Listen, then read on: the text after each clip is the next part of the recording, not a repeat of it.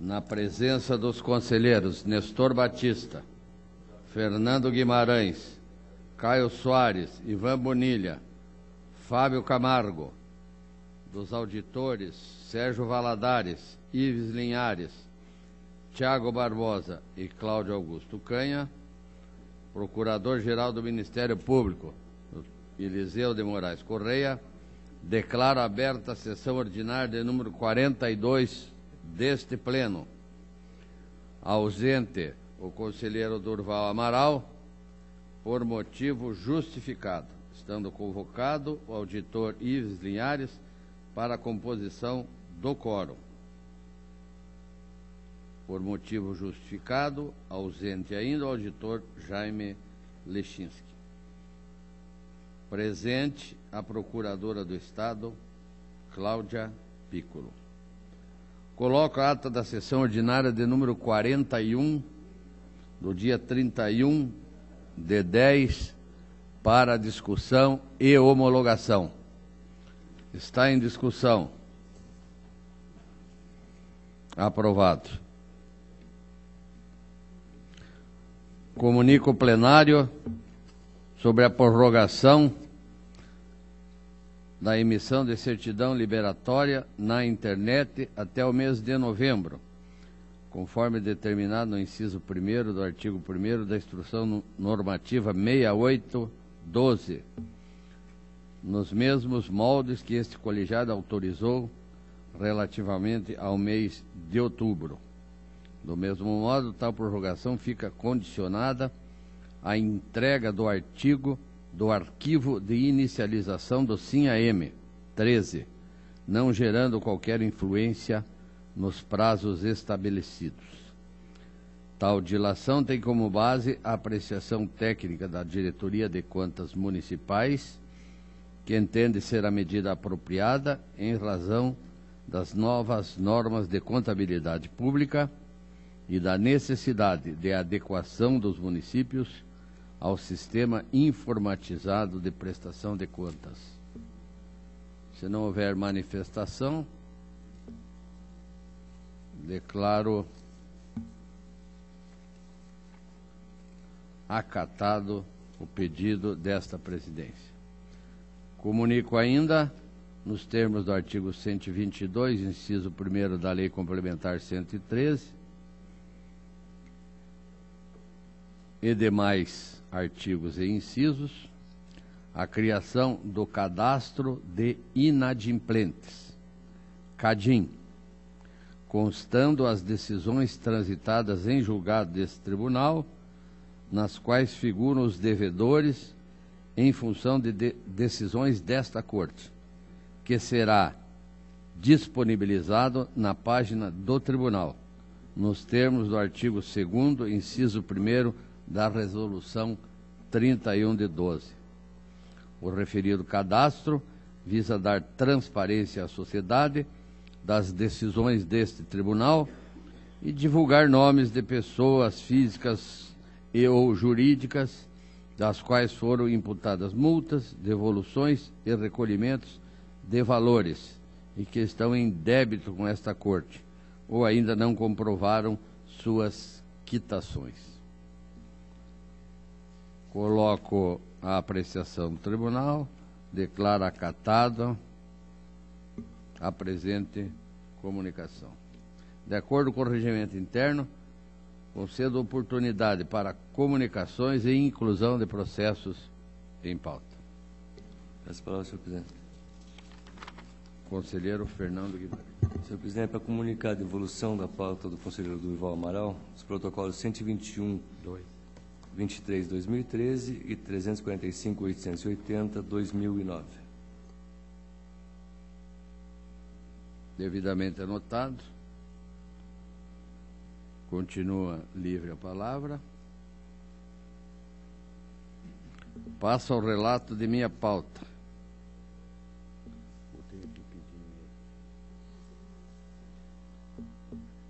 Antes de relatar a pauta, eu peço a inclusão em mesa do processo 74.52.27.13 e dos processos 697265, 697257, 697249. Esses três tratam da mesma matéria. Estando acatada a inclusão em mesa, passo a relatá-los. O primeiro, 74522713, trata de aditivo contratual, processor de informática, licença Enterprise Agreement. O valor R$ 170 mil.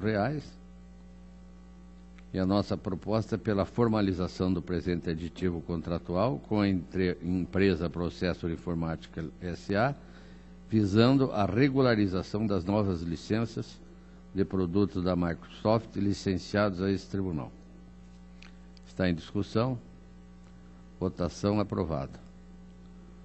O 697265 e anexos trata apenas de um aditivo contratual para substituir a empresa Telefônica Brasil S.A. pela Vivo S.A., levando em consideração a aquisição que foi feita de uma pela outra, pela formalização dos aditivos aos contratos 35, 36, 37, todos de 2012, visando a substituição da empresa Vivo S.A. pela empresa Telefônica Brasil S.A., em razão da reestruturação societária havida entre as empresas citadas.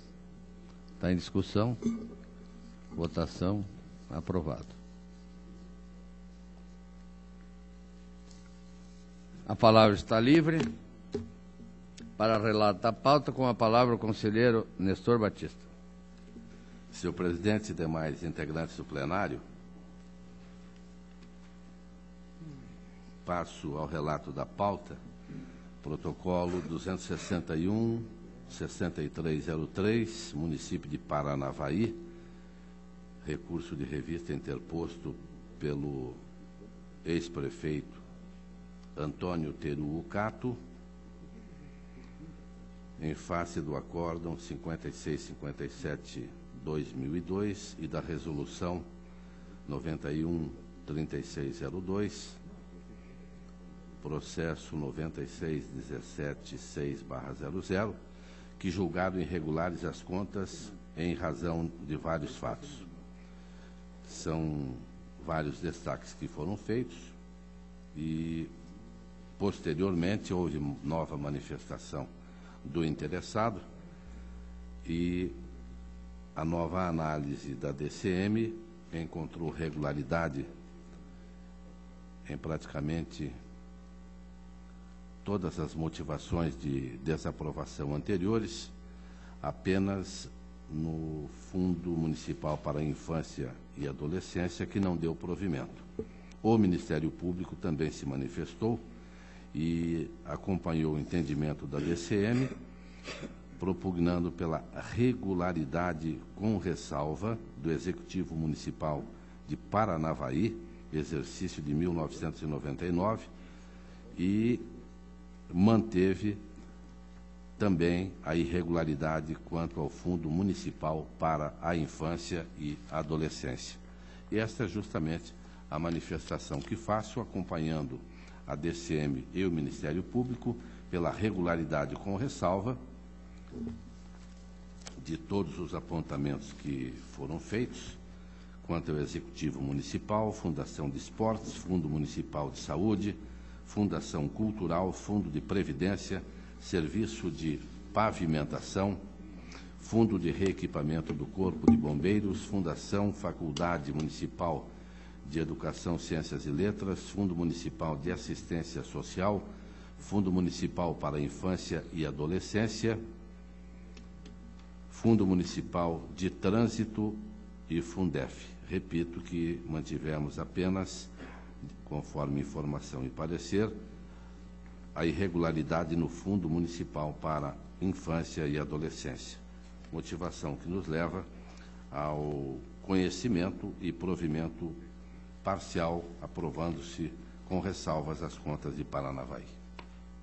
Está em discussão. Votação. Aprovado. O protocolo 194-86609, recurso interposto pelo Ministério Público contra Acórdão 66809 da Primeira Câmara. Decisão determinou a emissão de parecer prévio pela irregularidade da prestação de contas do município de Inajá, ante a ausência de informações no SINAM, o que impossibilitou a análise das contas, determinando a remessa da decisão ao Ministério Público Estadual, devido à possível prática de improbidade administrativa e à abertura de tomada de contas ordinária. A peça recursal apresentada alega que a decisão contrariou o opinativo do recorrente sem embasamento legal. Pugna pela reforma do Acórdão 66809 para que sejam imputadas ao gestor as multas previstas no artigo 87, 3A e B da Lei 113/2005 e que sejam tomadas providências de encaminhar ao Ministério Público do Estado, informar a Câmara de Vereadores, determinar ao atual prefeito a abertura de procedimento administrativo, comunicar ao Conselho Regional de Contabilidade e Comissão de Ética Profissional sobre a não apresentação das contas do município de Inajá pelo técnico em contabilidade, instaurar monitoramento no município, cientificar a Câmara acerca do cometimento de infração político-administrativa e instado a apresentar contra-razões o representante legal do município à época, Manuel Aguilar Filho, limitou-se a informar que o módulo PCA foi encaminhado em 9 de 2 de 2009 e que o atraso na remessa se deu em razão da dificuldade e complexidade do encaminhamento. Na instrução 503/13, a Diretoria de Contas Municipais opinou pelo provimento do recurso. Da mesma forma, o parecer do Ministério Público.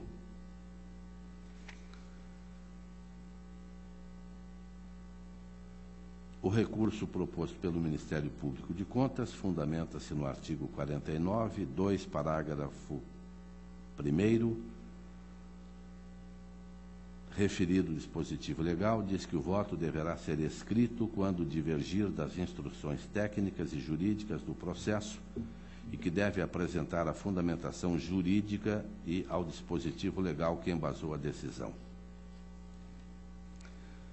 Entendo que o acórdão recorrido 66809 observou corretamente os ditames do artigo acima referido.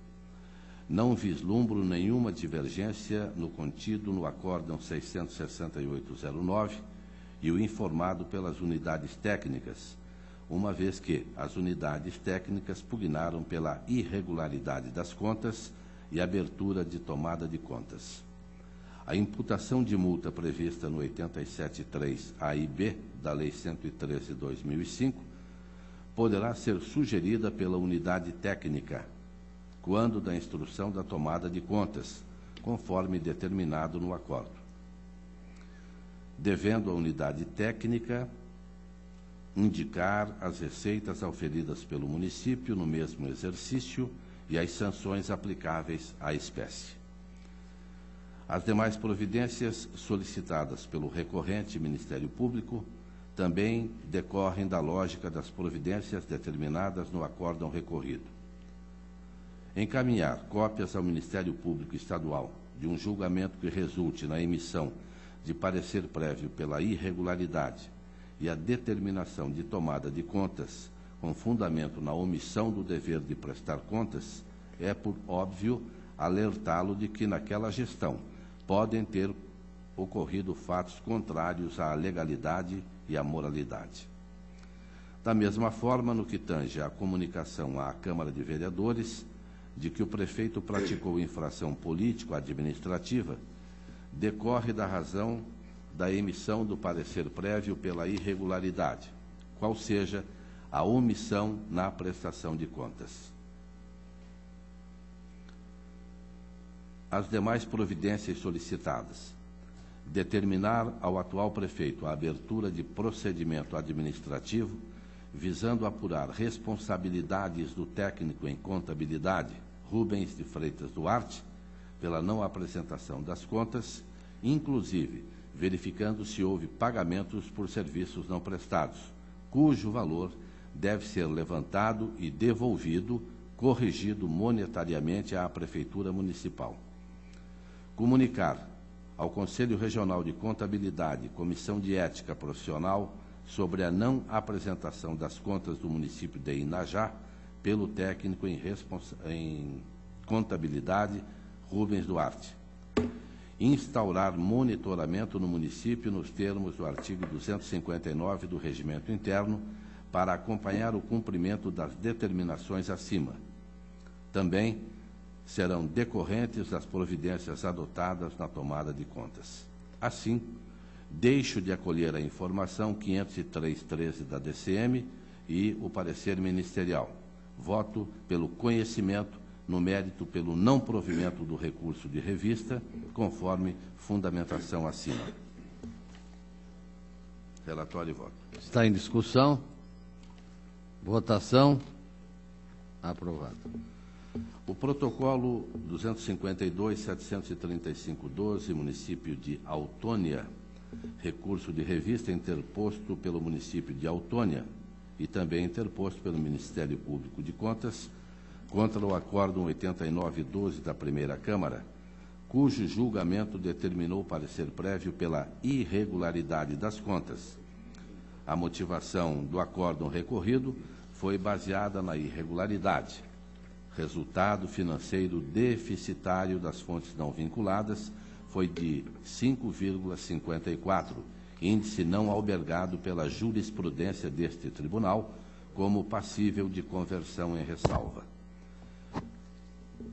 O município apresenta argumentos e diz que o índice baixou para 4,81 das receitas. Requereu, então, a regularidade com ressalva das contas. O Ministério Público manteve o mesmo posicionamento pelo não provimento do recurso e a Diretoria de Contas Municipais é pelo provimento. A proposta do relator, haja vista decisões desse plenário e, ainda que haja uma pequena divergência, foi 4,81 ou o índice foi de 4,93, está abaixo daquilo que temos com frequência votado nesse plenário. Motivo pelo qual a proposta do relator é pelo conhecimento, no mérito pelo provimento do recurso de revista interposto pelo município de Autônia, peça número 19, e pelo não provimento do recurso de revista interposto pelo Ministério Público de Contas. Relatório e voto. Está em discussão. Votação. Aprovado.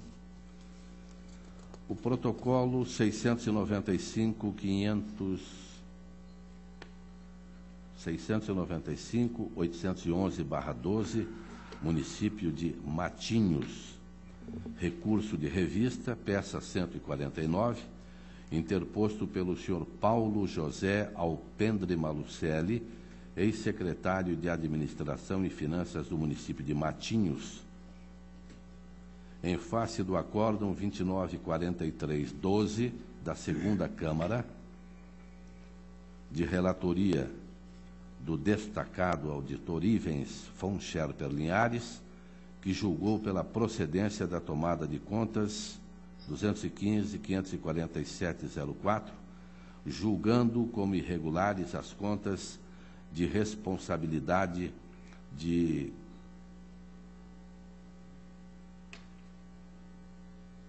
quatro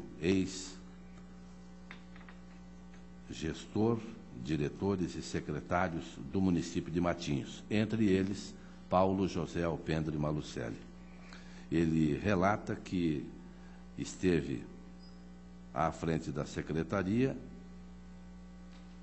aponta o período e que naquele período a responsabilidade de Paulo José seria por 3 cheques que foram emitidos pelo município, totalizando o valor de 11.500 e que, portanto, seria a parte de sua responsabilidade, muito distante dos 89.588,39.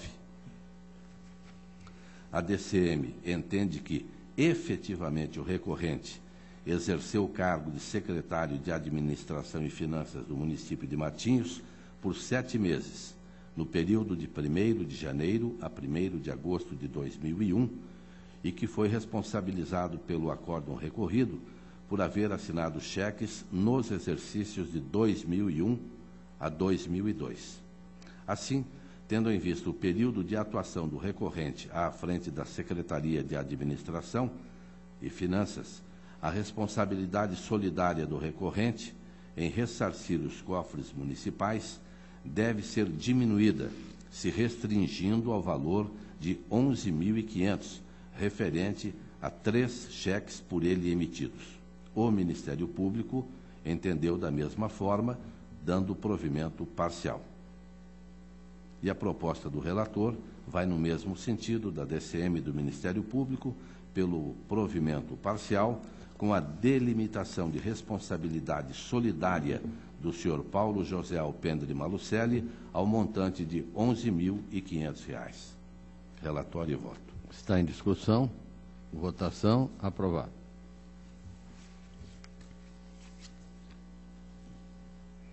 O protocolo 296/13, embargos de declaração feitos pelo município de Amaporã contra o acórdão 999/2013 do Tribunal Pleno, que manteve decisão pela irregularidade da prestação de contas de transferência voluntária efetuada pela Secretaria de Estado do Desenvolvimento Urbano ao município de Amaporã em 2002, no valor de R$ 49.999, objeto a construção de um centro esportivo. O embargante sustenta que o acórdão é contraditório e omisso, por não ter analisado as peças 157 a 159, pois nelas constam memorial descritivo de redução de meta física elaborada pelo município e também financeira, parecer jurídico elaborado pelo corpo técnico do município e termo de recebimento definitivo da obra. É de se observar, senhores conselheiros, que o desenvolvimento urbano repassou 49.999, a contrapartida seria também de 49.999. E o próprio município decidiu diminuir o tamanho da obra sem consultar quem estava fazendo o repasse. Embora o acórdão embargado não tenha se manifestado de forma expressa, não é bom ler isso aqui que eu tinha deixado de lado. Segundo o embargante, se esses documentos tivessem sido analisados, o recurso teria sido provido, daí porque requer o acolhimento dos presentes embargos declaratórios com a nova moda protelatória nacional, com efeito infringente. A sistemática dos embargos de declaração junto a este tribunal está prevista no artigo 76, 2 da Lei Orgânica. Cabem embargos de declaração no prazo de 5 dias, com efeito suspensivo, quando a decisão omitir pontos sobre o qual deveria se pronunciar. Embora o acórdão embargado não tenha se manifestado de forma expressa acerca dos documentos das peças 157 a 159, sua omissão em nada altera o mérito da decisão embargada. Daí porque acolho os embargos declaratórios apenas para acrescer os seguintes termos à fundamentação do acórdão. Então, estou acrescendo ao acórdão. Em análise dos referidos documentos juntados às peças 158 e 159, verifico que a situação do convênio e seu termo aditivo em nada poderão modificar a decisão do acórdão, 189/11 da Segunda Câmara, pois no convênio 736/2002 e seu termo aditivo em 1 de 12 de 2003, foram pactuados valores de 99.999,13, sendo que a Secretaria SEDU repassaria 49.999,56 e o município arcaria com 49.999,57. No entanto, constato que o município reduziu a sua participação no cronograma das obras do Centro Esportivo, com a aplicação de apenas 9.369, ou seja, ele diminuiu em R$40 mil aproximadamente, caracterizando, portanto, a ausência de aplicação da contrapartida pactuada, o que viola as regras da Resolução 3/06 deste Tribunal, notadamente os seus artigos 3º, 4º e 33. Porque houve a redução das metas físicas das obras do Centro Esportivo, ocorrendo de forma unilateral e sem a participação da SEDU, e, igualmente, sem a assinatura de novo termo aditivo. 2, porque o termo de recebimento definitivo de obra, assinado pelo técnico do Paranacidade, atestou apenas que os serviços executados encontram-se compatíveis com o projeto, perfazendo 59,37% do valor contratado. Portanto, restariam ainda 40%. Assim, somente o termo de recebimento definitivo da obra, 100%, poderia comprovar o cumprimento integral do convênio, razão pela qual o cumprimento de 59,37% é causa de irregularidade. Feito o relatório, a proposta de voto pelo conhecimento, no mérito pelo acolhimento dos embargos de declaração interpostos pelo município de Amaporã contra o Acórdão 999/2013 do Pleno, apenas para acrescer ao Acórdão a fundamentação acima. Após o trânsito em julgado, determina o encaminhamento dos autos à Diretoria de Execuções para a adoção das providências cabíveis. Em discussão, para discutir, Senhor Presidente, não vou... Senhor Procurador, com a palavra. Desculpe. Senhor Presidente e demais integrantes desta sessão do Tribunal Pleno, apenas vou fazer uso da palavra, senhor presidente, que neste processo, embora tenha havido requerimento de efeitos infringentes aos embargos de declaração, Vossa Excelência os afastou, né? Então, normalmente, esse tipo de recurso, se há solicitação de efeitos infringentes, há necessidade de remessa ao Ministério Público. Mas eu aguardei Vossa Excelência fazer o relato, e como não dissona da manifestação ministerial, eu entendo que essa questão também está devidamente resolvida e, portanto, só para esclarecer a desnecessidade de se ouvir o Ministério Público, até porque Vossa Excelência não os recebeu com os referidos efeitos. Obrigado. Em votação, aprovado.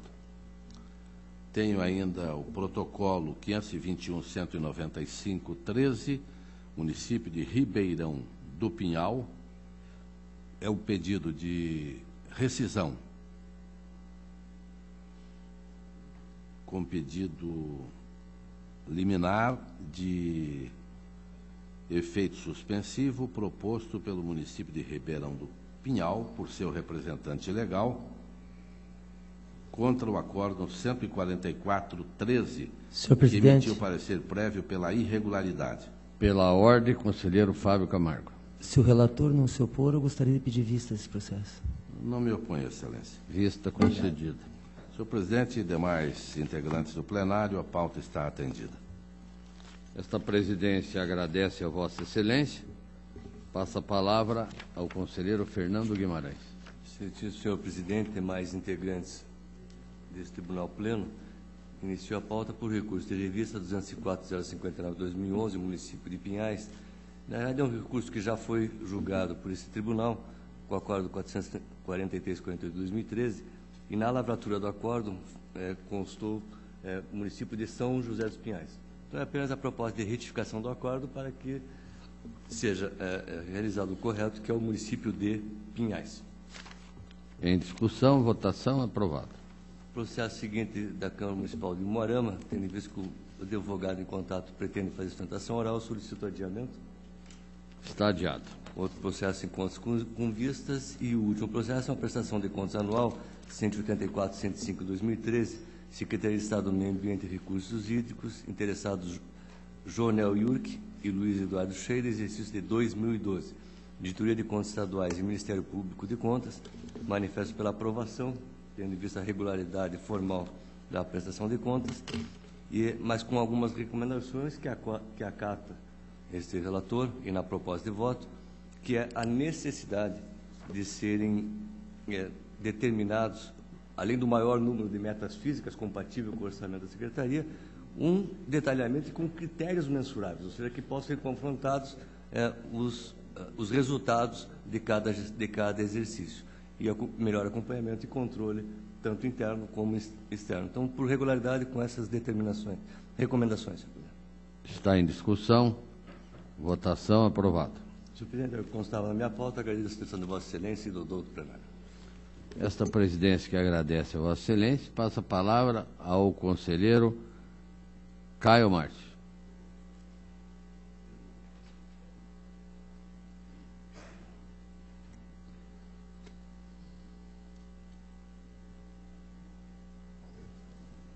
Ilustre presidente, conselheiro Taigano Matos Leão, caros componentes deste plenário. Senhor presidente, antes de iniciar a pauta, eu e os demais integrantes deste tribunal, antes de iniciar a pauta, registro com pesar o falecimento do Dr. Emerson Guimarães, servidor desse tribunal por mais de 40 anos. Servidor competente, amigo leal, presto a ele e à família minha singela referência e homenagem também em nome dos demais funcionários meus. Era essa comunicação que tenho a honra de fazer. Senhor relator, eu gostaria apenas de me somar a Vossa Excelência, e penso que não somente eu, todos os demais integrantes desse plenário, e que seja encaminhada à família a solidariedade desta Corte. Inclusive desta Corte, claro, inclusive do Ministério Público. Obrigado. Prosseguindo, tem um recurso de revista, 73993/12, município de Figueira. Recurso interposto por Geraldo Garcia Molina, a decisão de parecer prévio que recomendou a irregularidade de suas contas, exercício financeiro de 2009, pelos 15 motivos apontados na instrução do processo. Foi ainda determinada a abertura de tomada de contas extraordinária contra o gestor para apurar ocorrência de dano ao erário e a consequente imposição de seu ressarcimento, bem como, ainda, remessa de cópias das principais peças do processo ao Ministério Público Estadual. Ressalto que o recurso interposto busca descaracterizar apenas 3 irregularidades apontadas. A. Abertura de créditos adicionais acima do limite autorizado na LOA. B. Resultado financeiro deficitário das fontes não vinculadas. E. C. Abertura de créditos adicionais especiais sem edição de lei específica. O recorrente apresentou suas razões de defesa. A Diretoria de Contas Municipais, ao analisar as justificativas recursais, entendeu que os itens não foram regularizados. Manifestou-se pelo não provimento, mantendo-se a decisão recorrida. O Ministério Público acompanhou o posicionamento técnico. Quanto ao item, abre aspas, resultado orçamentário deficitário das fontes não vinculadas, considero que a anomalia apontada pode ser convertida em ressalva, pois esta Corte já possui diversas decisões análogas sobre o tema. Ressalto que o índice deficitário negativo corresponde a 4,36% da receita arrecadada. Nosso tribunal aceita quando o índice deficitário negativo for até 5% da receita arrecadada.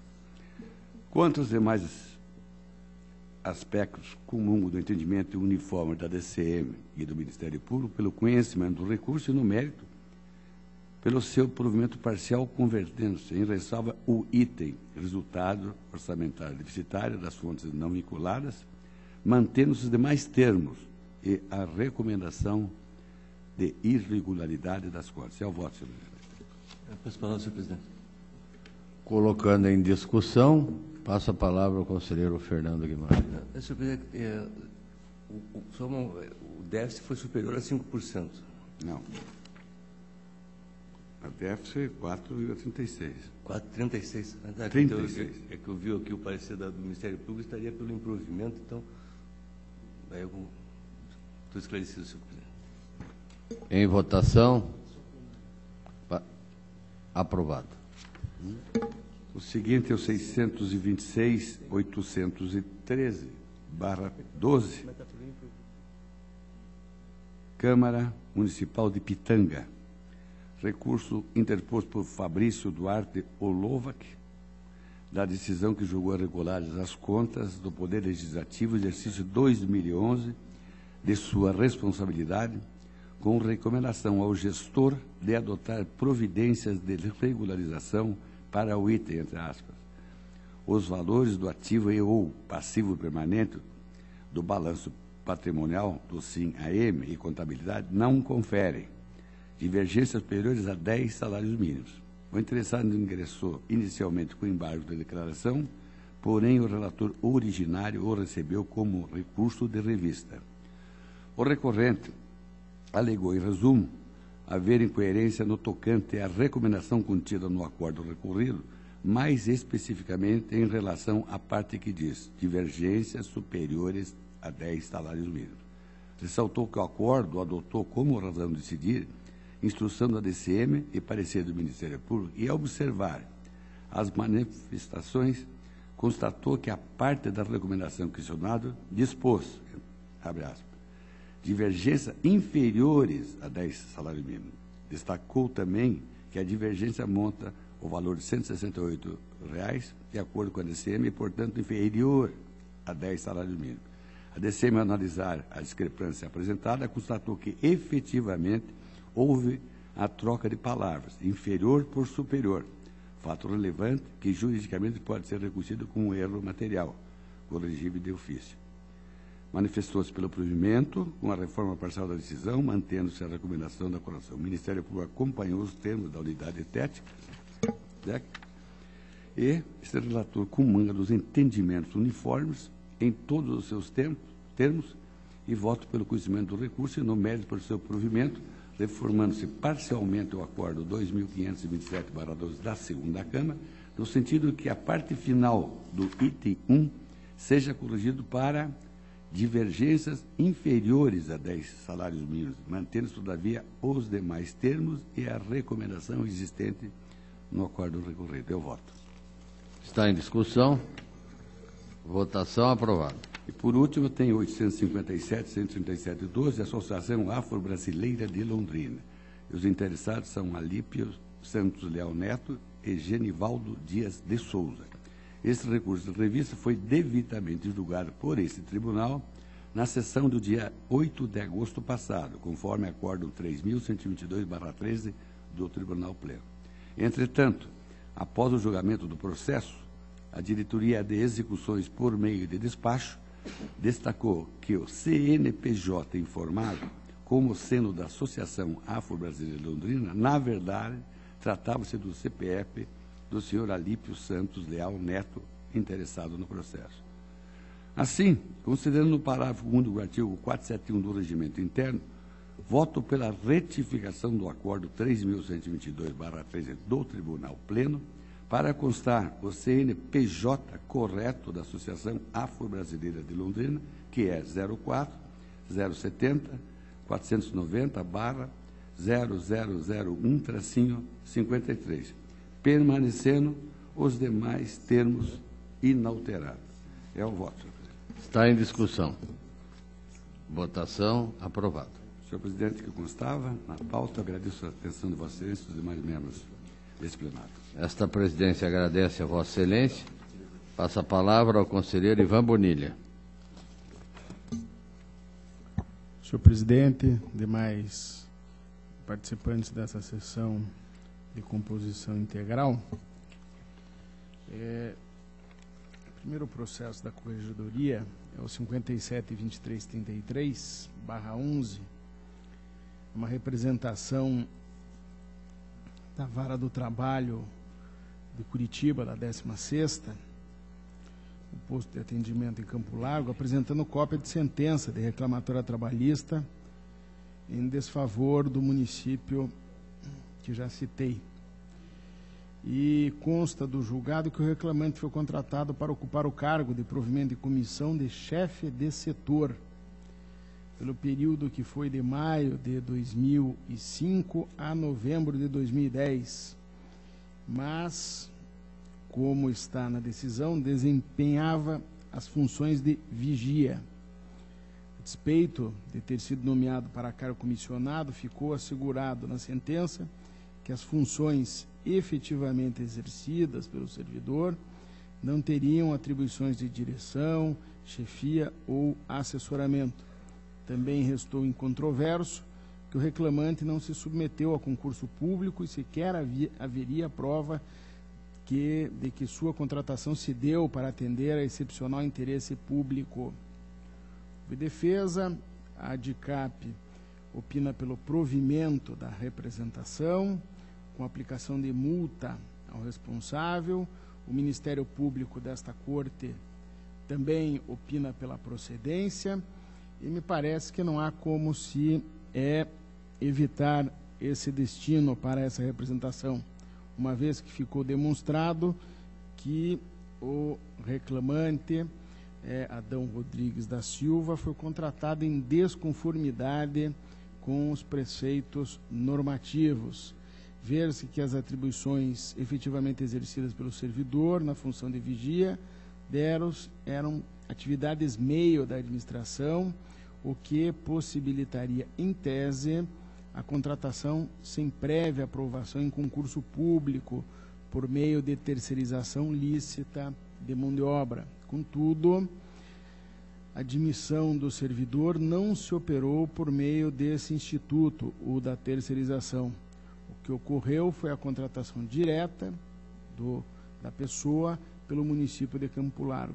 Dessa forma, o que inicialmente poderia consistir em contratação regular, por se tratar de atividade meio, transformou-se numa contratação indevida, ilícita, equiparando-se à contratação direta de servidor, evitando-se a via do concurso público, que é vedado pelo 37, inciso 2 da Constituição da República. Assim, considerando a admissão irregular, cabível a aplicação de multa ao gestor responsável. E, desse modo, o voto é pela procedência da representação, com a aplicação de multa prevista no 87, inciso 5º, linha A, da lei complementar, ao senhor Edson Darley Basso, no valor de R$ 2.763,70, e pela manutenção do senhor Adão Rodrigues da Silva. Ele será multado por ter mantido esse cidadão nos quadros funcionais de Campo Largo de maneira irregular. É o relatório e voto, presidente. Em discussão, votação, aprovado. Protocolo 70.2601/11 é uma representação encaminhada pela Câmara do município de Balsa Nova, pelo seu presidente, em face do Poder Executivo, em virtude de supostas irregularidades no processo licitatório pregão presencial e na respectiva execução do contrato de prestação de serviços relativos à Festa do Milho de 2011. Há uma narrativa em que se listam várias irregularidades que vão desde alteração de exigências do edital sem abertura de prazo sem reabertura de prazo inicialmente estabelecido para divulgação do conteúdo do edital, não obtenção do número mínimo de interessados, eis que apenas o próprio licitante vencedor teria atendido a chamada da convocação do edital, permissão de uso de bem público ao licitante vencedor por meio de contrato administrativo e não por meio de ato administrativo ou decreto, como exigiria a legislação do município, empenho de despesa realizado por diretor de departamento sem prova de delegação de poderes para tal, pagamento do preço antes da conclusão dos serviços contratados, além de falsa declaração da administração pública de que os serviços teriam sido prestados antes mesmo da realização do evento, e pagamento integral do valor contratual sem o desconto das retenções impostas por lei relativas a imposto de renda, ISS, contribuição social devida ao INSS e, por fim, fornecimento gratuito de assistência médica pelo município no evento, quando caberia ao contratado arcar com todas as responsabilidades por essa promoção. A DCM ainda constatou a ausência de orçamento detalhado, fixando o preço estabelecido no edital, com afronta à legislação. Feita a defesa, através do prefeito municipal, do pregoeiro e presidente da Comissão de Compras e Licitações, do secretário de Administração e presidente da Comissão Organizadora do evento, do secretário da Indústria, Comércio e Turismo e também da secretária de Finanças, em que refutam as ilegalidades levantadas. A DCM opina pela procedência parcial da representação, sugerindo a procedência da demanda em relação à ausência de reabertura de prazo mínimo após modificação substancial do edital e também a procedência pela realização de pagamento antecipado, bem como a ausência de um orçamento detalhado. Esses são os 3 pontos que a DCM interpreta como sendo possíveis de serem considerados irregulares. O Ministério Público manifesta-se também pela procedência parcial, nos mesmos termos em que avaliou a DCM. Destaco que a suposta ausência de orçamento para o objeto licitado já foi apreciada no relatório de inspeção número 70 de 2011, feito pela DCM, e ao qual foi aprovado integralmente através de acórdão da primeira Câmara, o 4181/12. Nesse contexto, não cabe mais a esta Corte examinar o mérito da alegada irregularidade, de modo que o voto pelo arquivamento desse ponto da demanda se impõe. Os demais itens que foram recebidos nos presentes autos, o primeiro, a alteração de exigência de licitação sem reabertura de prazo, me parece que não há como não reconhecer a procedência, porque após alteração não houve nenhuma divulgação de edital e consequente reabertura de prazo em afronta à lei de licitações.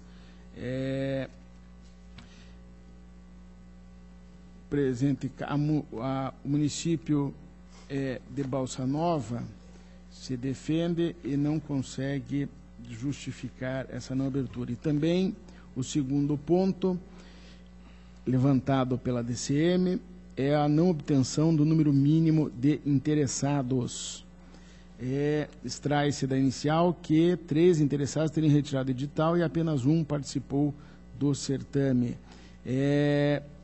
A eventual presença de apenas um único proponente, sem que se tenha outra informação a respeito do motivo pelo qual dos 3 apenas um comparece para disputar o certame, me parece que não é um meio idôneo a confirmar algum tipo de manipulação ou ainda alguma irregularidade, motivo pelo qual nesse específico ponto vou pela improcedência.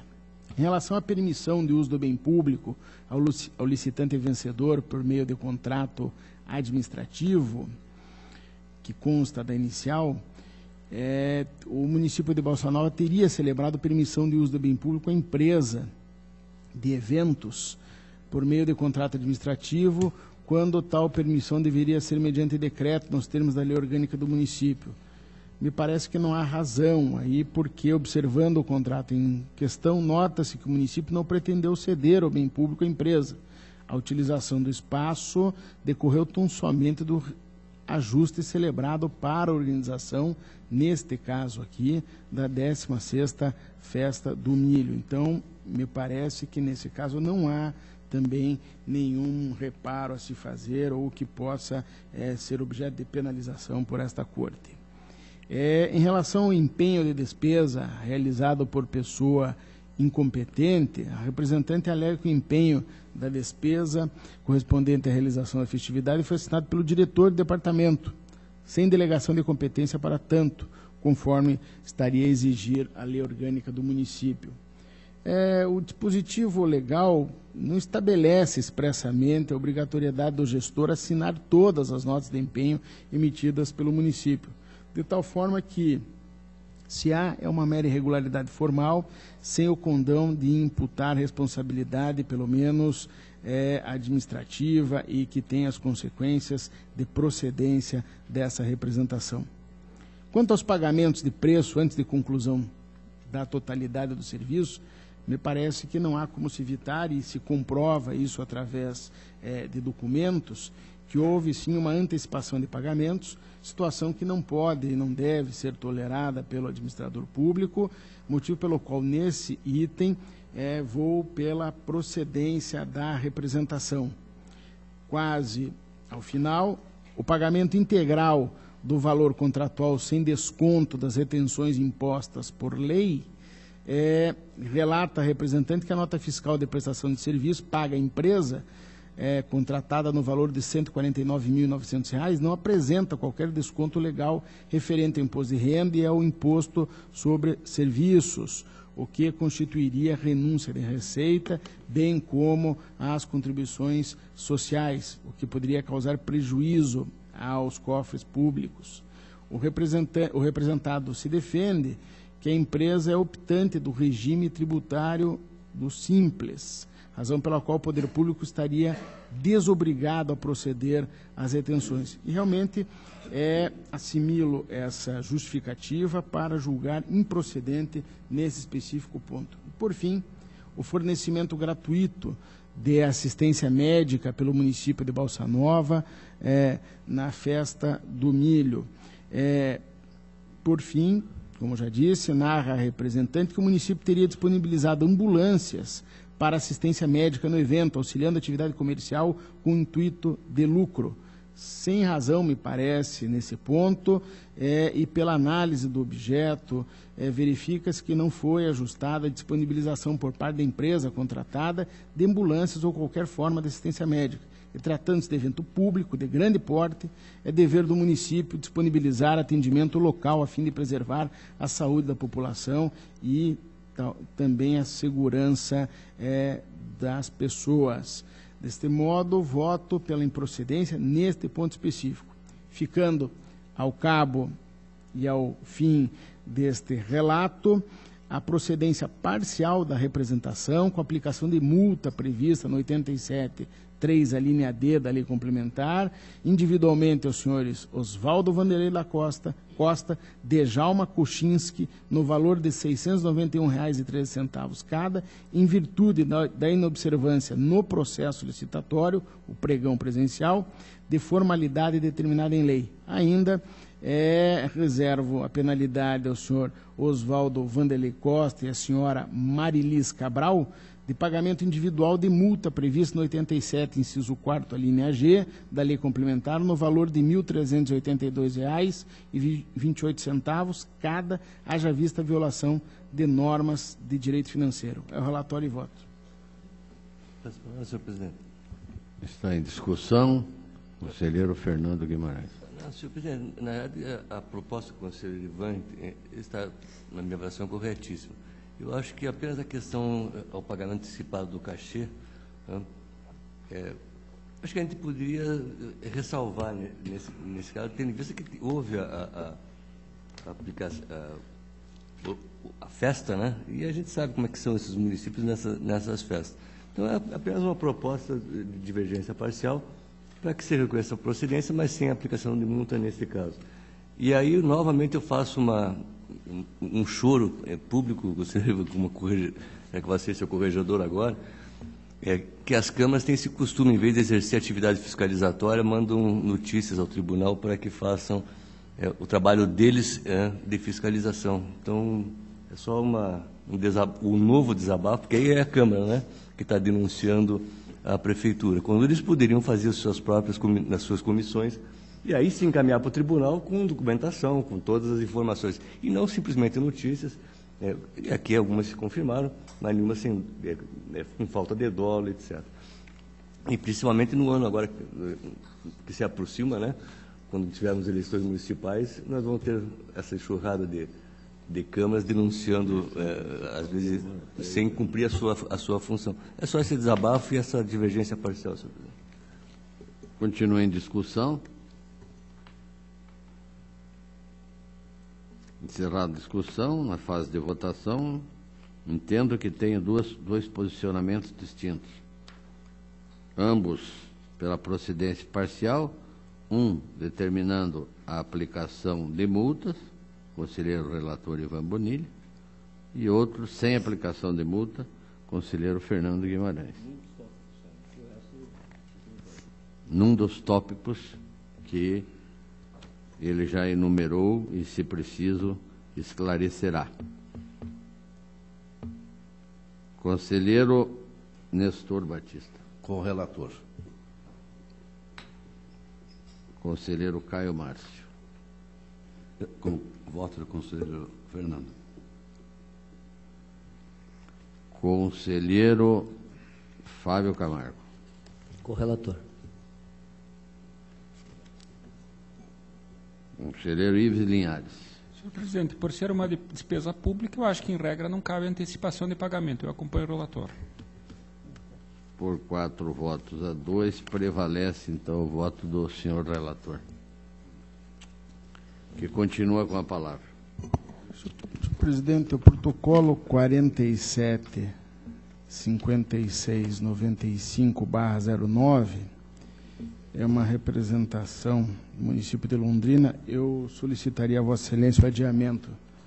Está adiado. Protocolo 41146/13, uma representação encaminhada por Vanderleia Silva Melo, 42. residente domiciliado em Santa Cruz do Rio Pardo, São Paulo, em virtude de supostas irregularidades no pregão presencial 004-2013, promovido pelo município de Fernandes Pinheiro, com vistas à aquisição de pneus diversos para a frota municipal. A insurgência da representante é contra a exigência de que os produtos licitados sejam de origem nacional, uma vez que a Lei 8666 não veda a participação na licitação de produtos e serviços de origem estrangeira. Assim, argumenta que tal exigência é excessiva, restritiva e não teria nenhuma utilidade. Em defesa, o prefeito informaram que o prefeito e o secretário, o pregoeiro, informaram que o pregão presencial objeto desses autos foi cancelado. Muito embora o parecer da DCM e do MP, da DCM seja pela procedência do MP para encerramento, a representação me parece, diante do cancelamento feito pelo prefeito, que foi acatar os motivos que levaram a essa representação. Então, sem maiores delongas, voto pelo arquivamento do presente expediente, senhor presidente. Discussão, votação, aprovado. Pauta ordinária, senhor presidente. Protocolo 473069.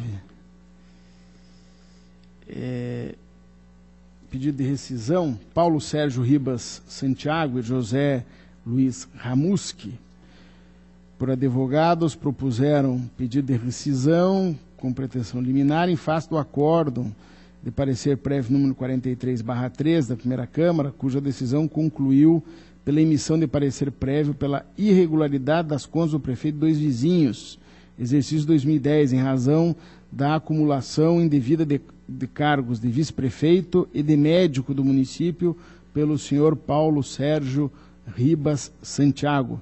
O pedido se fundamenta na ofensa ao que dispõe literalmente a lei, nos termos do artigo 77, inciso 5º da Lei Complementar Estadual número 113 e do artigo 494, inciso 5º do Regimento Interno. Mais precisamente, os autores argumentam ofensa aos artigos 884 a 86 do Código Civil, que tratam do enriquecimento sem causa, sustentando ser ilícita a ordem de devolução de valores pagos a título de salário quando o serviço foi efetivamente prestado.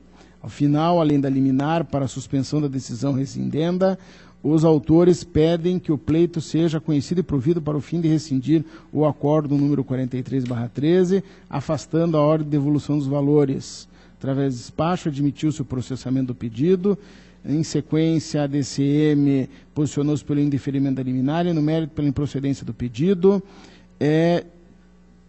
Também teve essa opinião o Ministério Público e, conforme mencionado, ante a acumulação indevida pelo senhor Paulo Sérgio Ribas Santiago dos cargos eletivo de vice-prefeito e efetivo de médico no município, as contas do senhor José Luiz Ramuschi, prefeito de Dois Vizinhos, exercício 2010, receberam parecer prévio pela irregularidade e consequente determinação de devolução pelo senhor Paulo Sérgio Ribas Santiago dos valores recebidos indevidamente. Agora, sustentando que tal devolução implicaria enriquecimento ilícito da administração, pois o serviço foi efetivamente prestado, os autores pedem a rescisão da decisão referida, especialmente para que a ordem de devolução seja afastada. Esclareço inexistir a dúvida aventada pelos autores quanto ao dispositivo constitucional ser aplicado no presente caso, inciso 2º do artigo 38, que determina o afastamento do cargo efetivo, ou o inciso 3º, que permite a acumulação havendo compatibilidade de horários. Isto porque, em simples pesquisa junto ao Supremo, esta relatoria observou que o Supremo sedimentou o entendimento de que, por analogia, aplica-se ao vice-prefeito o disposto no inciso 2, impondo-se ao servidor investido no mandato de vice-prefeito o afastamento do cargo, emprego ou função, sendo-lhe facultado apenas optar pela remuneração. É um julgamento recente, 2005, do ministro José Sepúlveda Pertence, no agravo do instrumento 476-390. Aliás, a questão também foi regulada no provimento 56/2005 desta Corte, que estabelece, em verbis, o prefeito, o vice-prefeito e o secretário municipal, que seja servidor da administração direta, autárquica ou fundacional do município, do Estado ou da União, deverá licenciar-se de seu cargo, emprego ou função e optar pelos vencimentos do cargo sob licença ou pelos vencimentos do cargo político, sempre de acordo com as leis regedoras da matéria. Em outras palavras, o afastamento do senhor Paulo do cargo efetivo não era uma opção, mas uma obrigação, de modo que nem a eventual compatibilidade de horários justificaria a percepção cumulativa das remunerações. Quanto ao argumento dos autores de que o vice-prefeito não exerce mandato propriamente dito e, portanto, a cumprir carga horária, é bom recordar que o vice assume a incumbência de substituto permanente do prefeito, de auxiliar permanente, devendo estar prontamente disponível para assumir as atribuições nos casos de impedimento e vacância do cargo titular, o que é incompatível com a acumulação dos cargos e afasta a boa-fé inicialmente argumentada. Fixado nesse entendimento, resta evidente que, no caso, o enriquecimento ilícito se operou em favor do autor e não da administração pública, sendo indiscutível o acerto da decisão rescindenda. Em face do exposto, seguindo o opinativo uniforme, voto pela improcedência do presente pedido rescisório, mantendo-se incólume a decisão rescindenda, o acórdão 43/13, que por decisão unânime concluiu pela emissão de parecer prévio pela irregularidade das contas, restando prejudicada a análise do pedido liminar. É o relatório e voto.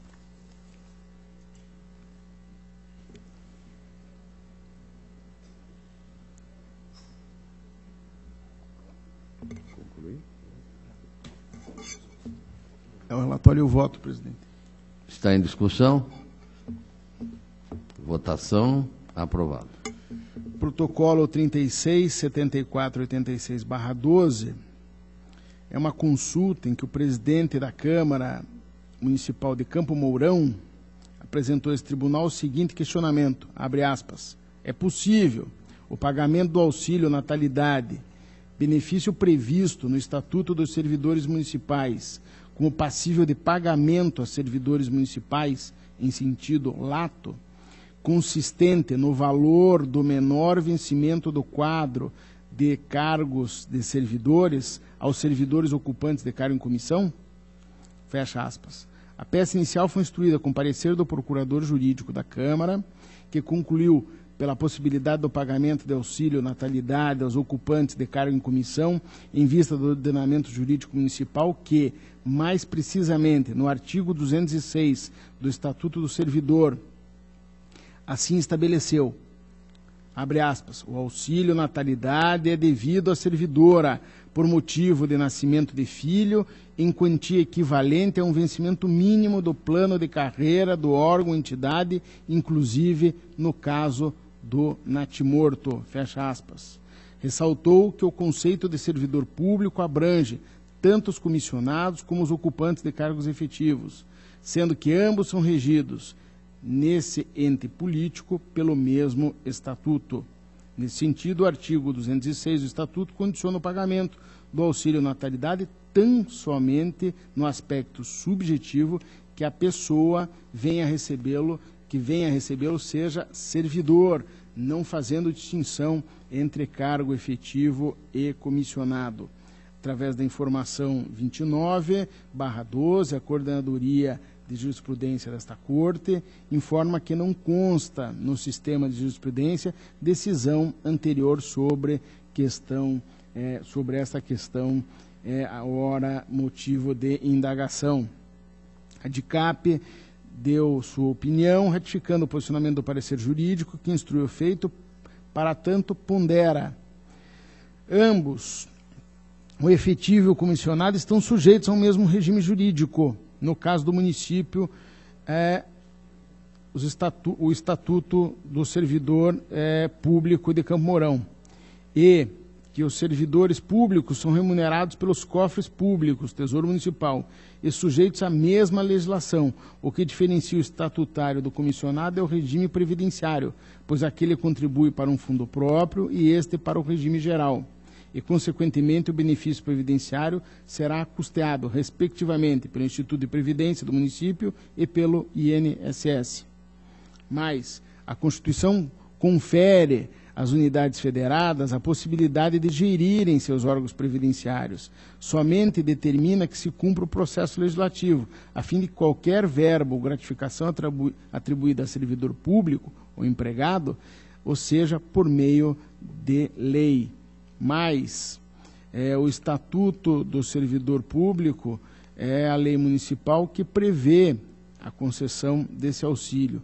E também que não é possível conceber que a verba seja paga aos detentores de cargos efetivos e não aos comissionados, haja vista que são servidores públicos sujeitos aos mesmos direitos e obrigações perante a administração pública municipal.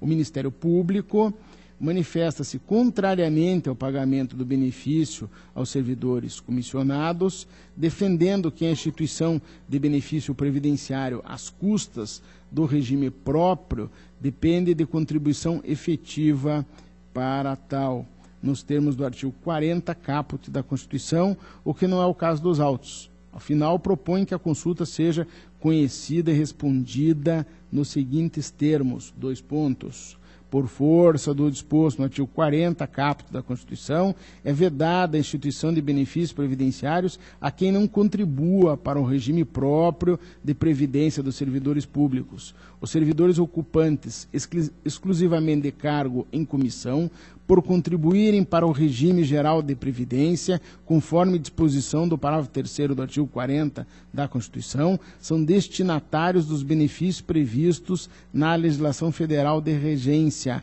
ou seja, a 8.213/91.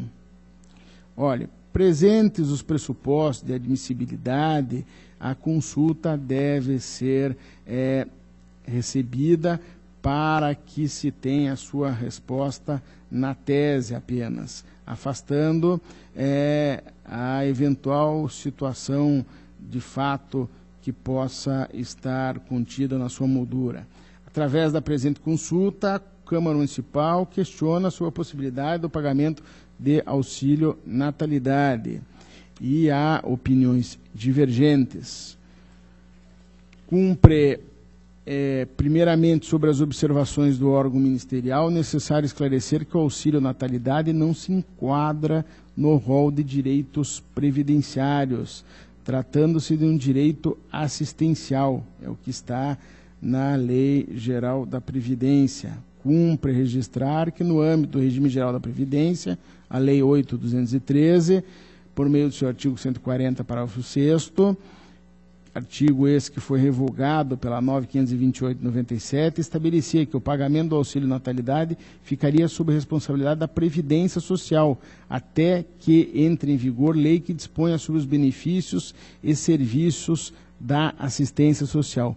Posteriormente, o benefício passou a ser regulamentado pela Lei Federal 8.742/93, que disciplina os benefícios assistenciais.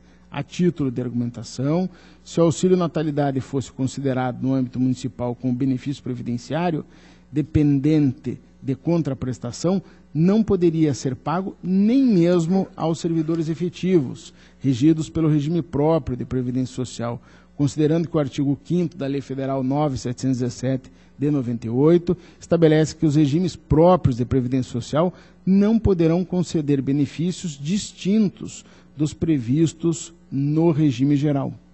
Para este efeito, o auxílio natalidade não se encontra incluído no rol de benefícios previdenciários, previstos no artigo 18 da Lei 8.213 de 91. Deste modo, estabelecido que se trata de benefício assistencial, que impede a contraprestação, não podendo, portanto, ser custeado pelo Fundo de Previdência, não há óbice para que os municípios estendam o pagamento do auxílio natalidade ao servidor ocupante exclusivamente de cargo comissionado, desde que haja previsão na sua respectiva legislação.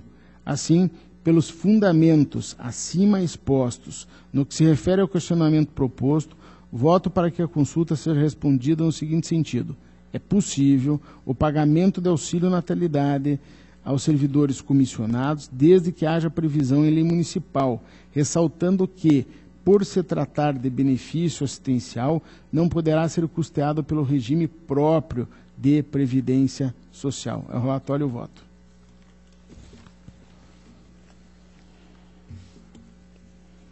Antes de colocar em discussão, eu quero alertar o plenário de que é uma consulta e que temos quórum qualificado e que vai ter força normativa a decisão do plenário. Para discutir, senhor procurador. Senhor presidente e demais integrantes desta sessão, a manifestação ministerial efetivamente considerou o auxílio natalidade como um benefício previdenciário. Provavelmente não sabia eu dessa regulamentação específica do auxílio natalidade na Lei Orgânica Geral de Assistência Social, que realmente foi uma omissão por parte do nosso parecer. Entretanto, senhor presidente, nesta legislação municipal que nos foi sugerida para exame, consta que se trata do plano de carreira aos servidores, conforme o plano de carreira estabelecido, terá o seguinte direito, inclusive, o auxílio natalidade. O que induz ao raciocínio de que efetivamente se trata ali, nesta lei municipal, né, de referência ao servidor titular de cargo efetivo. Com essa discriminação que fez o eminente relator, de que o benefício se trata de um benefício assistencial e não previdenciário, né, que com a sua perspicácia de pesquisa realmente está correto, né, razão pela qual eu retifico nesta parte do nosso parecer, me parece então que poderia ter efetivamente a estipulação deste benefício dentro do Estatuto do Servidor. O Estatuto do Servidor, claro, estabelece direitos e deveres, não só do efetivo, como do comissionado, né? A parte previdenciária, efetivamente, está fora, conforme o artigo 40, parágrafo 13. Mas esta lei deste município, ela me parece induz ao raciocínio de que realmente é para titular do cargo efetivo, né? Por citar o plano de carreira. Na sua resposta, Vossa Excelência faz uma observância de que, se o Estatuto prever o auxílio natalidade como benefício assistencial, estaria adequado. Não respondendo positivamente que, neste caso do município, então, em termos genéricos, nessa linha de raciocínio. Então, eu retifico, senhor presidente, a manifestação ministerial e adiro ao voto do eminente corregedor. Senhor presidente, posso... Continuando em discussão, Vossa Excelência tem a palavra. Não, como faço questão de salientar que a resposta é em tese, procurando afastar uma vinculação direta com o caso, aprovar ou não o caso concreto do município de Campo Mourão. Mas é em tese, como falou o procurador. Encerrada a discussão, coloca em votação. Aprovado.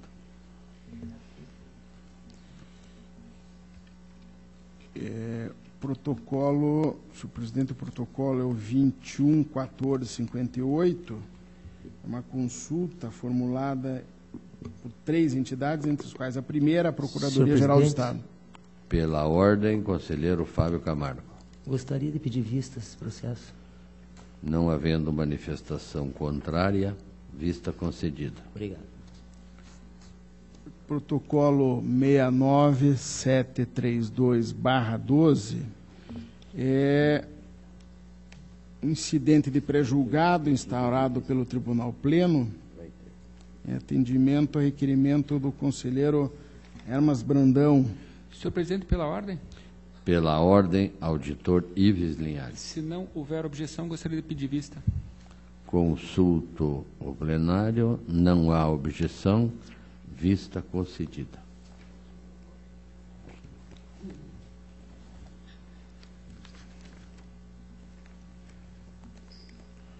Senhor presidente, salvo improvável engano, era o que tinha para a pauta de hoje. Agradeço, senhor presidente. A presidência também agradece Vossa Excelência.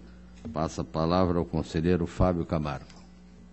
Senhor presidente e demais membros que compõem esse pleno, senhoras e senhores, processo 116-10509, recurso de revista, Fundo Municipal para Infância e Adolescência.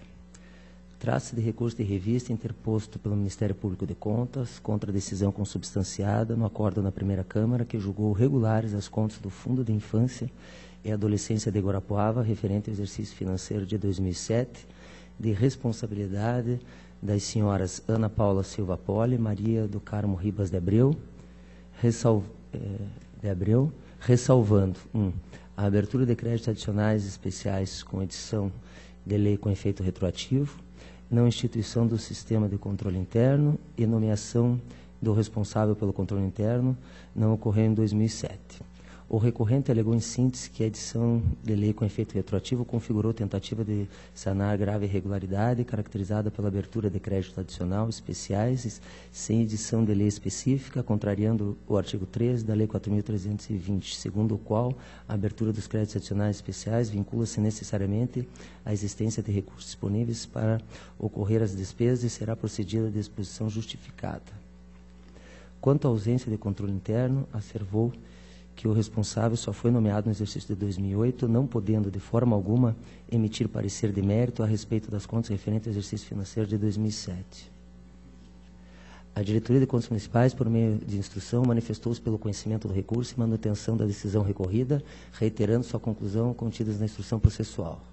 No mérito, destacou que a indicação de recursos pela lei aprovada decorreu do superávit do exercício anterior e que os valores envolvidos nos créditos não são relevantes, não havendo alteração de programas relacionados e repasse de verbas de outras áreas da administração.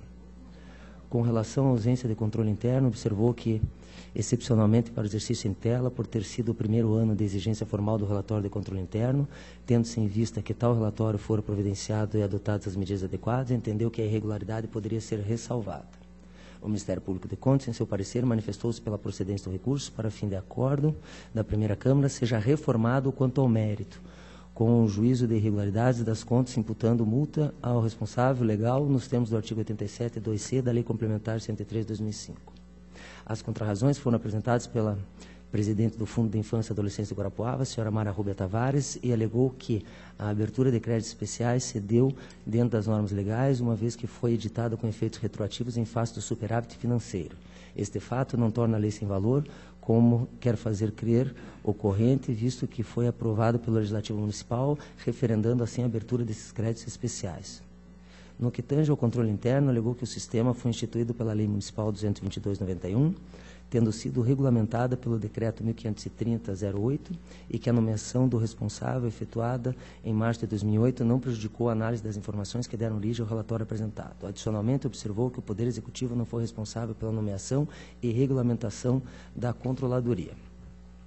Preliminarmente, entendo que a responsabilidade pela abertura de créditos adicionais não pode ser imputada a gestores do fundo, eis que tal competência cabe privativamente ao chefe do Poder Executivo. Quanto à ausência de um sistema de controle interno, constata-se dos autos que a instituição desse sistema era de competência do chefe do Poder Executivo, que somente com o Decreto 1530 de 2008 foi criado o sistema de controle interno, integrando todos os órgãos e agentes públicos dos Poderes Executivo e Legislativo, razão pela qual é de se afastar também, neste caso, a responsabilidade das gestoras do fundo. No que diz respeito à elaboração do relatório do controle interno por servidor nomeado depois do fim do exercício, a senhora Mara Rubia Tavares alegou que o dito relatório for elaborado com base nas informações prestadas ao Tribunal de Contas através do SINAM e da prestação de conta anual apenas para atender às exigências de apresentação do documento.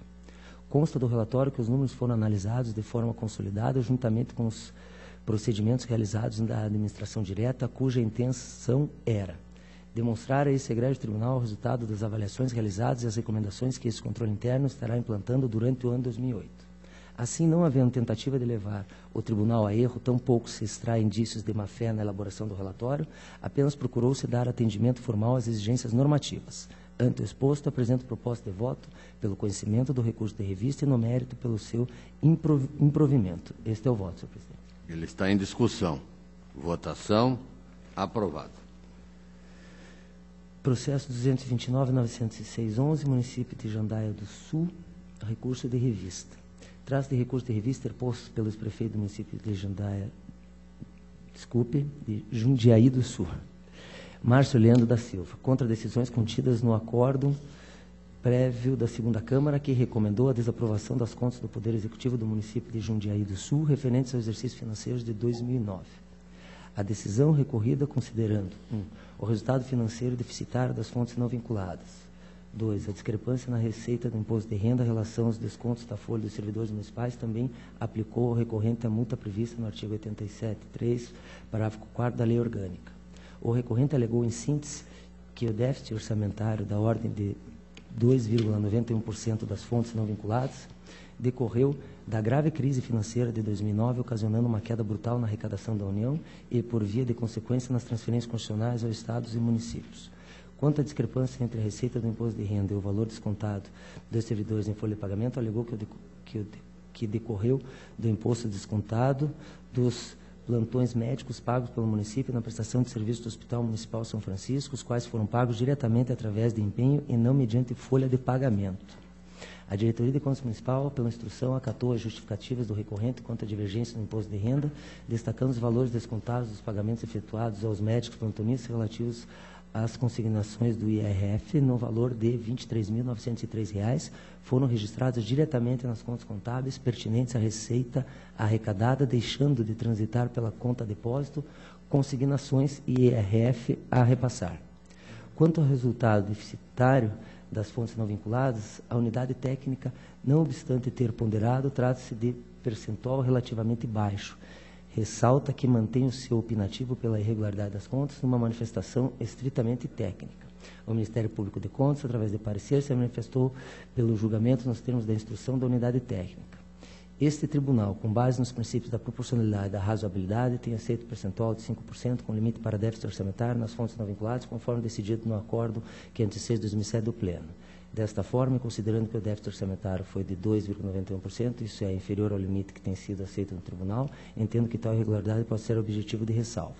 Nesse contexto, voto pelo provimento do recurso de revista para reformado a decisão contida no acordo do parecer, segundo a Câmara, seja emitido parecer prévio, recomendando a regularidade das contas do Poder Executivo do município de Jundiaí do Sul, referente ao exercício financeiro 2009, de responsabilidade do Sr. Márcio Leandro da Silva, ressalvando o resultado financeiro deficitário das fontes não vinculadas e a discrepância entre a receita do imposto de renda e o valor descontado de serviços em folha de pagamento. É o voto, senhor presidente. Está em discussão.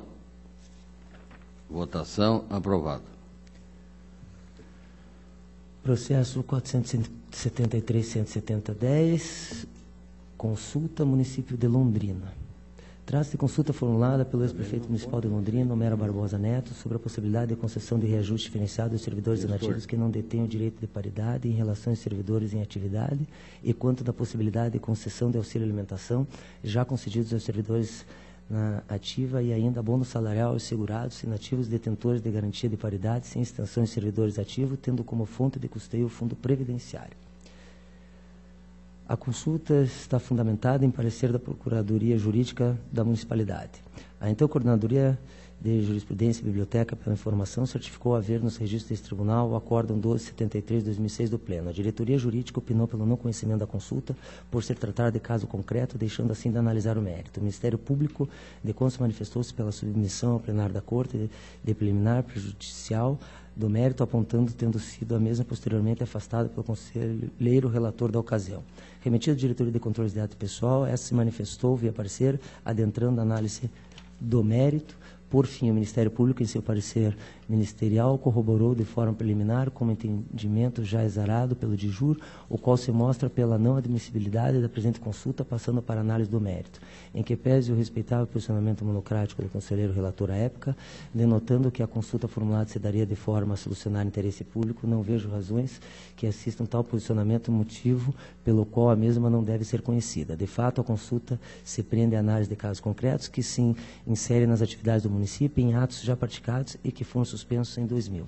Assim, a vedação para admissibilidade da consulta encontra respaldo no artigo 38, inciso 5 da Lei Orgânica deste Tribunal, onde se tem que a consulta deve ser formulada em tese e não de forma concreta e real como se apresenta. Diante do exposto, apresento propósito de voto pelo não conhecimento da consulta. Este é o voto, senhor presidente. Está em discussão. Pelo não conhecimento da consulta, votação. Aprovado. Senhor presidente, aí eu tenho o processo 383.473.12, que encontra adiado, e eu solicito que assim permaneça por mais uma sessão. Está adiado. É o que eu tinha em pauta. Obrigado, senhor presidente. Esta presidência agradece a Vossa Excelência. Consul, o auditor Ives Linhares agradece. Eu tenho 2 processos em pauta, senhor presidente. Apenas, eu não sei se porque me antecede na pauta o doutor Sérgio. Antecederia se Vossa Excelência não estivesse compondo o quórum. Eu agradeço, senhor presidente, e agradeço também a gentileza do doutor Sérgio. Eu tenho na minha pauta uma comunicação de irregularidade, processo 49515709. Senhor presidente. Pela ordem, Por conselheiro economia Fernando processual, se o relator não se opuser, eu solicito vistas e no seguinte, se for relatar, já me declarei impedido na votação originária.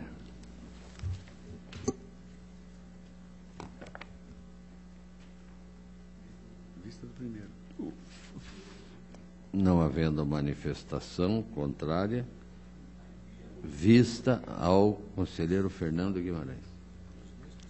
O processo seguinte, senhor presidente, é um recurso de revista 39.72.73.13. Senhor relator, peço vênia a Vossa Excelência para convocar o auditor agora, Sérgio Valadares, para compor o quórum em substituição ao conselheiro Fernando Guimarães. Trata-se, senhor presidente, de um recurso de revista interposto pelo senhor Paulo MacDonald Guise, visando a reforma do acórdão 156613 desse Tribunal Pleno, que julgou procedente representação da Lei de Licitações, aplicando multa proporcional ao dano recorrente no percentual de 30%, em razão da contratação desnecessária da escritório de advocacia para realizar serviços não especializados atinentes às atribuições da Procuradoria do município. Ele alega inicialmente nulidades, faz diversas considerações de mérito, que eu abordarei quando do voto. Ao final, a Diretoria de Contas Municipais e o Ministério Público opinam pelo improvimento do recurso. A preliminar suscitada, senhor presidente, diz respeito ao fato de que, na sessão de julgamento, em que o conselheiro relator teria exposto o seu voto, teria havido um equívoco no relato, em que, ao invés de se referir ao débito do INSS, o relator teria feito referência a débitos tributários do ISS.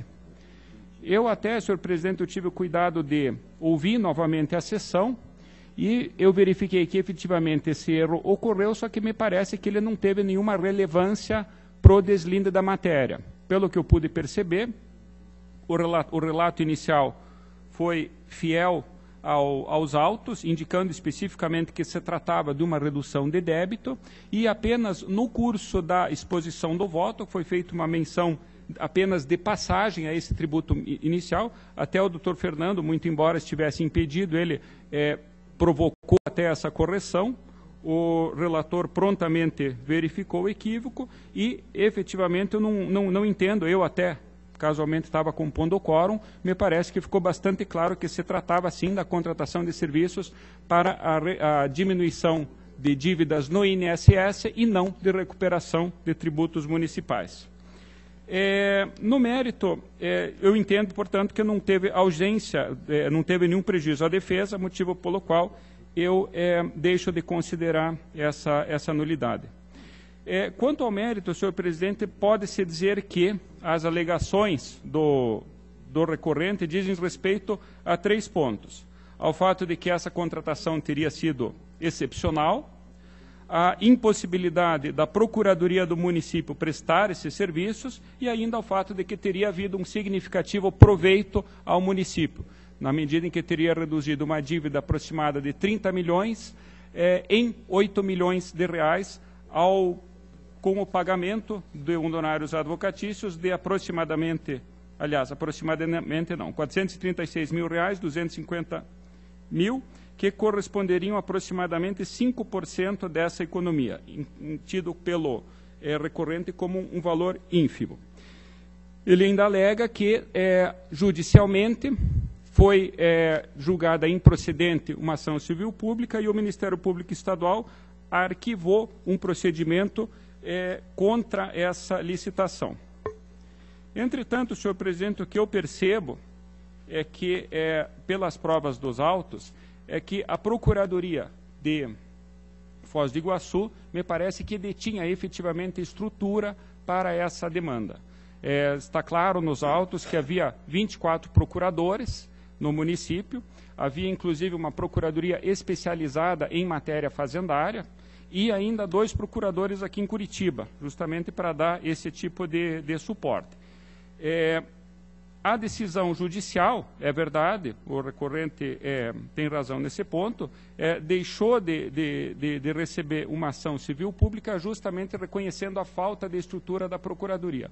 Entretanto, o que eu vejo, senhor presidente, é que o Tribunal de Contas tem informações no seu próprio sistema informatizado, que tem nos permite uma aproximação mais fidedigna, eu entendo, da estrutura real do município, e além do que, além da independência das instâncias, do Judiciário e do Tribunal de Contas, tem o fato de que lá tratava-se de um ato de improbidade administrativa. Aqui nós estamos tratando de uma ilegalidade de despesa que o Tribunal deve analisar sobre um outro enfoque. Então, com isso, quero dizer que o Tribunal detém informações aguçadas quanto à estrutura da Procuradoria e, por outro lado, não se vincula, evidentemente, ao veredito do Poder Judiciário. Então, sob esse aspecto, senhor presidente, eu entendo que não merece procedência o recurso. E o inquérito do Ministério Público, a que se refere o recorrente, dizia respeito à apuração de crime de licitação. Então, há expressamente a referência ao afastamento da hipótese de favorecimento, de conluio doloso entre o prefeito e o escritório, que não teria havido. Mas esse é justamente um fato estranho à nossa representação. A nossa representação não trata disso. Sequer foi levantada essa hipótese. Então, o fato de não considerar crime, de não ter sido caracterizado esse conluio, não implica, evidentemente, no afastamento da irregularidade no âmbito desta Corte. Então, também por esse motivo, eu afasto o argumento do recorrente.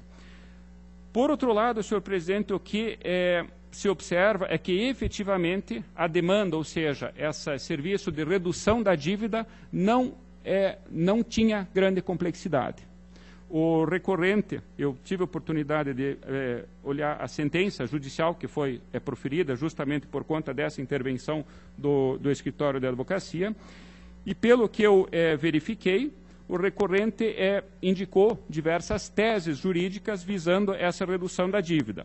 Uma delas foi a impossibilidade de incidência de contribuição previdenciária sobre subsídios de agentes políticos, e isso eu já adianto que é uma matéria absolutamente pacífica, como bem ficou caracterizado na decisão recorrida. Esse tribunal, há tempos, vem reconhecendo essa impossibilidade de pagamento, inclusive com o advento da resolução 2605, que até foi o doutor Sérgio que trouxe a conhecimento aqui do tribunal naquela oportunidade. Então, realmente é uma matéria pacífica. Após essa edição dessa súmula, inclusive, o próprio Ministério da Previdência editou atos normativos orientando sobre a recuperação desse tributo, dessa contribuição previdenciária. O contrato, senhor presidente, foi firmado em setembro de 2006. Essa resolução é de maio de 2005. Então, me parece que, efetivamente, não havia uma grande complexidade nessa matéria que realmente não pudesse a Procuradoria do município dar conta desse serviço. E esse foi, resumindo, o único benefício que a atuação do escritório trouxe para o município.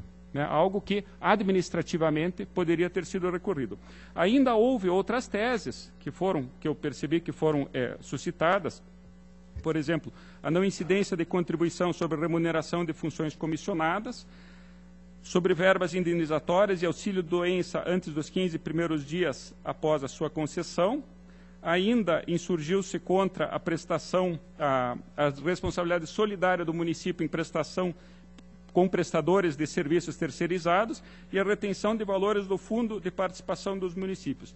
Nesses outros casos, todos foram julgados improcedentes. Ora, o juiz entendeu que não havia sustentação jurídica para a tese, ora até por falta de dados que deveriam ter sido informados no processo.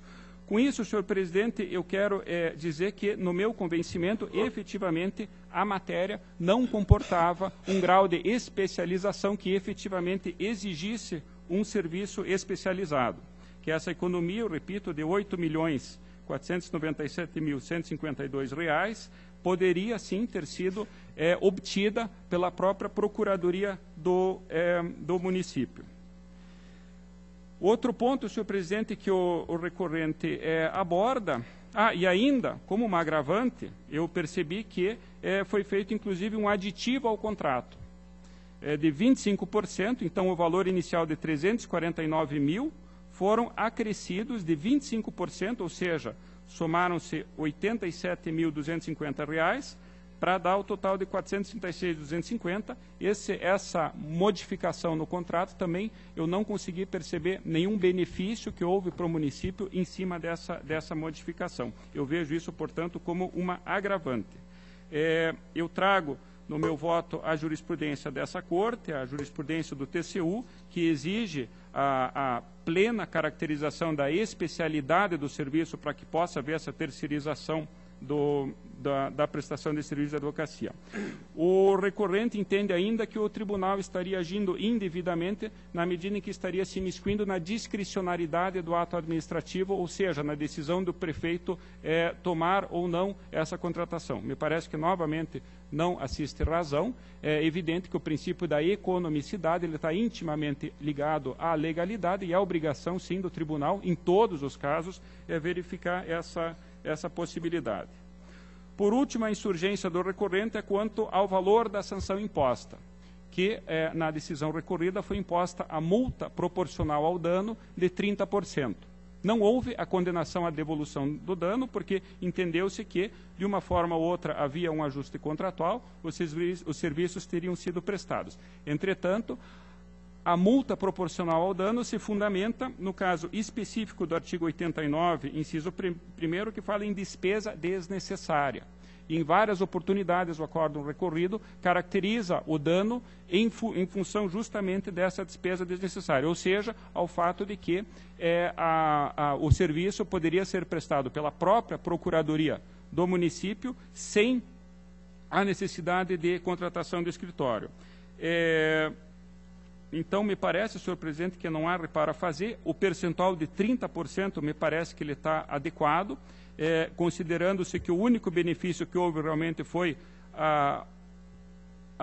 o exercício de uma pretensão baseada numa tese pacífica da jurisprudência. Eu entendo ainda como agravante o fato de ter sido feito esse aditivo contratual aumentando o valor. É evidente que não se cogita aqui da reformatio impégios, mas talvez fosse até o caso de devolução do valor integral. Mas, evidentemente, que nós estamos adstritos ao objeto do recurso, né, do pedido do recorrente, mas eu uso esse argumento apenas para fundamentar que o percentual máximo de 30% me parece adequado. Há ainda um argumento do recorrente, e ele cita até, coincidentemente, uma decisão em que eu fui relator, em que, no entender dele, numa situação que ele entende similar, no município de Itaúnas do Sul, ao invés da imposição da multa proporcional ao dano, teria sido imposta aquela multa do artigo 87, inciso 4, linha G, de R$ 1.000. Eu gostaria de, até a título de fundamentação, esclarecer que as hipóteses são completamente diferentes. Nesse caso de Itaúnas do Sul, em que se baseia o recorrente, era o julgamento das contas do Poder Legislativo e houve uma terceirização de R$ 13.000 para serviços de informática. Me parece que é uma hipótese completamente diferente de uma contratação de serviços de advocacia de mais de R$ 400.000 no município de Foz do Iguaçu. Me parece que tanto pelo valor do prejuízo como da especialidade do maior discernimento que se deve exigir de gestores de uma cidade como Foz do Iguaçu, me parece que as hipóteses realmente são absolutamente diversas. Eu volto a dizer, o município de Foz do Iguaçu tinha um corpo técnico com 24 advogados. Por todos esses motivos, senhor presidente, eu acompanho as manifestações uniformes, que são pelo improvimento do recurso. Está em discussão o auditor Sérgio Valadares. Senhor presidente, eu quero apenas cumprimentar o relator pela profundidade da análise, dizer que concordo, a decisão do tribunal prestigia a advocacia pública e, como lembrou o conselheiro Ivens, Itaúna do Sul tem 3.583 habitantes, é uma pequena cidade, não se comparam os serviços, e Foz do Iguaçu tem uma procuradoria, um corpo de advogados públicos para defender o município, e essa decisão do tribunal prestigia, então, a estrutura de carreira dos entes municipais, das entidades municipais, e, claro, desprestigia contratações de advogados, ao que parece, inteiramente dispensáveis. Queria só cumprimentar a profundidade da análise do relator. Em votação. Aprovado. Era o que continha a minha pauta, senhor presidente, eu agradeço.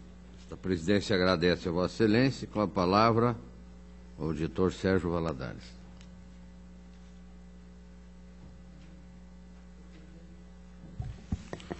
Senhor presidente, eu tenho apenas um processo, é um recurso, é um pedido de rescisão. Só um minutinho. Pedido de rescisão. Minha pauta sumiu, meu pedido de rescisão. Qual que é o nome depois? Senhor presidente, é o único processo da minha pauta. É um pedido de rescisão. Centro de Atendimento Especial à Criança e ao Adolescente, Paranavaí. Senhor presidente, pela ordem, senhor presidente. Pela ordem, conselheiro Fábio Camargo. Eu gostaria de pedir vista desse processo. Não havendo contrariedade por parte do senhor relator, vista concedida. Nenhuma contrariedade, eu agradeço ao pedido de vista. Obrigado, senhor presidente. A presidência agradece Vossa Excelência e passa a palavra ao auditor Tiago Barbosa Cordeiro. Senhor presidente, eu não tenho processo a relatar, eu agradeço. Esta presidência agradece a Vossa Excelência e passa a palavra ao auditor Cláudio Augusto Canha. Senhor presidente, eu solicito que a tomada de conta extraordinária 266-74504 seja retirada de pauta, haja visto que a unidade técnica responsável não fez a citação correta de 3 responsáveis, por isso é necessária nova citação e instrução do processo. Está retirada de pauta a pedido do senhor relator. Recurso de revista 49771010, interposto por Vanderlei Luiz Spinelli Valério, prefeito de Clevelândia, em 2008, em face de acórdão da segunda Câmara, que decidiu pela emissão de parecer prévio pela irregularidade das contas em função de 3 aspectos. Resultado financeiro deficitário, valor superior a R$ 385 mil,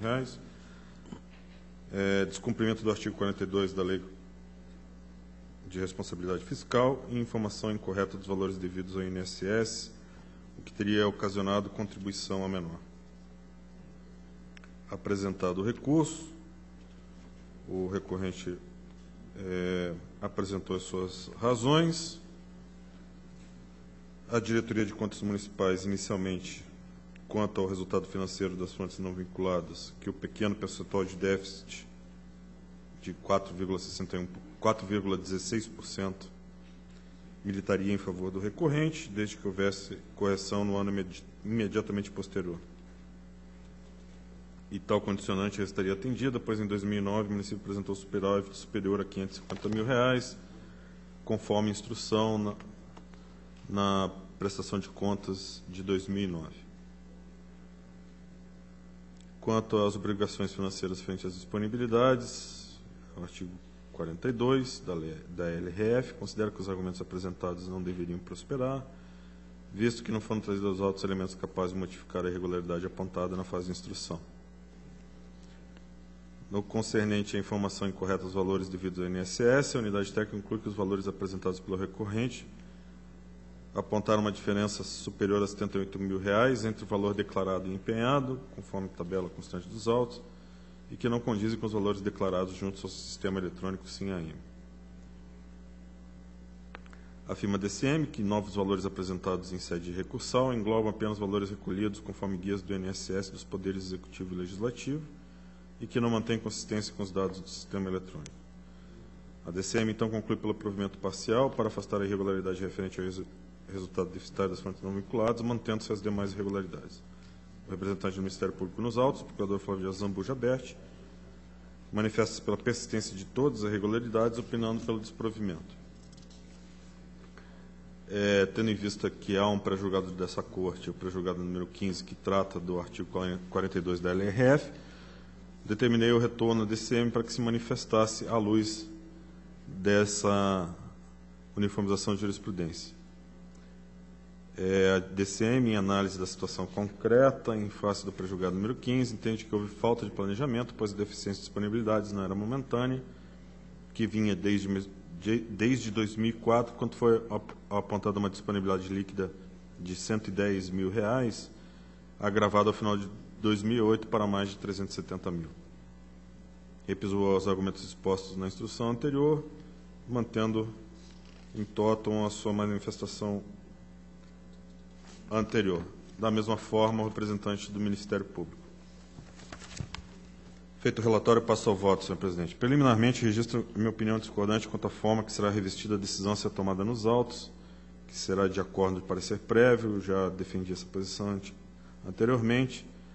O artigo 515 do CPC, positivo brocado latino, tanto a devolutum quanto a apelatum, considerar que vai ser emitido um novo parecer prévio, não me parece ter fundamento jurídico, haja vista que o parecer prévio já foi emitido e poderá ser reformado em sede recursal. Quanto ao mérito recursal, com a devida vênia, entendo diversamente dos pareceres antecedentes. Quanto ao resultado financeiro deficitário, tenho que os dispositivos invocados da Lei de Responsabilidade Fiscal, artigo 9º e 13, não impedem o resultado negativo, denominado déficit, mas apenas indicam que a condução da gestão financeira deve se pautar na razoabilidade. Não é possível prever plena eficiência na adoção das medidas constantes da lei. Entretanto, deve o gestor sempre justificar a impossibilidade de atingimento desses objetivos. No presente caso, muito embora o gestor tenha afirmado que os gastos foram recorrentes de excepcionalidades, como os gastos imprescindíveis e imprevistos com saúde e educação e despesas com construções de pontes e estradas afetadas por razões climáticas, não carregou aos autos qualquer comprovação do alegado, não demonstrando quais foram especificamente as despesas extraordinárias, nem quais foram os prejuízos causados pelas intempéries a que se referiu, sendo impossível acolher a estas razões para afastar a irregularidade. Entretanto, de outro lado, cabe à unidade técnica demonstrar que houve real descumprimento ao artigo 9º e ao artigo 13 da Lei LF, o que também não aconteceu nos autos, posto que a simples constatação de déficit não é, por si só, caracterizadora da afronta aos ditames legais. Como não foi devidamente demonstrado o descumprimento da lei, não considero possível considerar o item irregular. É preciso sopesar que a defesa do responsável ficou prejudicada pela instrução defeituosa da unidade técnica, posto que não se lhe possibilitou conhecer devidamente os fatos impróprios de que eram imputados. Como não ficou demonstrado dano erário à gestão municipal, nos termos da Lei Orgânica 16, inciso 2, entendo pela possibilidade da conversão desse item em ressalva. Ressalva, haja vista que o responsável não logrou comprovar que tomou as medidas cabíveis previstas na LRF. Quanto à suposta violação do artigo 42 da LRF, a assunção de obrigações financeiras nos 2 últimos quadrimestres do último ano do mandato foi igualmente justificada pelo recorrente, como em decorrência das excepcionalidades citadas já no item anterior.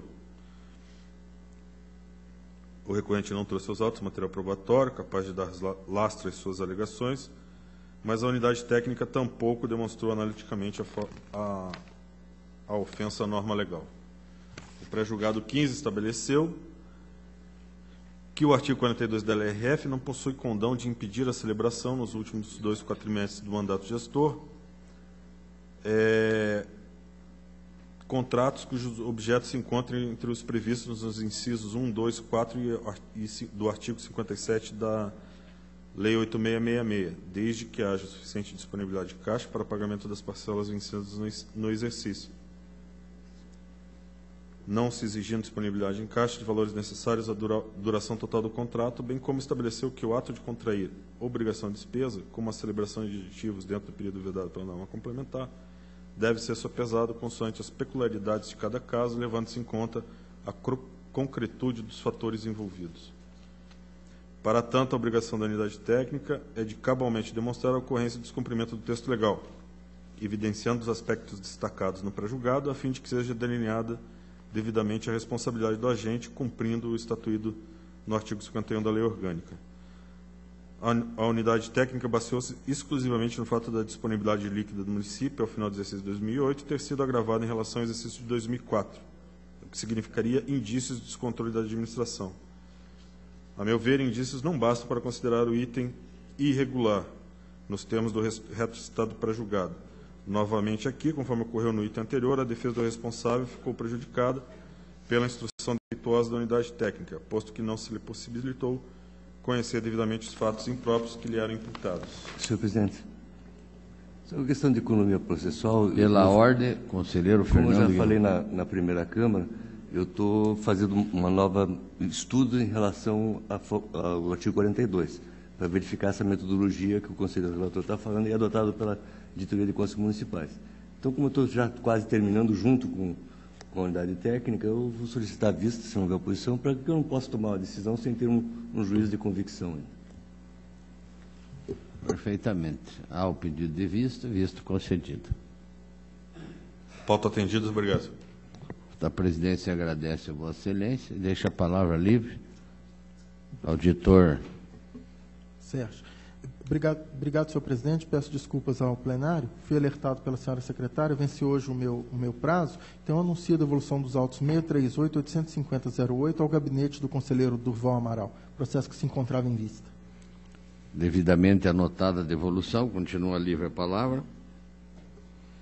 Nada mais havendo tratar, declaro encerrada a presente, ficando marcada a próxima sessão para o dia 14, próximo, às 10 horas da manhã. Alerto aos senhores conselheiros e auditores, componentes do plenário, para o novo horário, 10 horas da manhã do dia 14 próximo. Levante-se e apresente.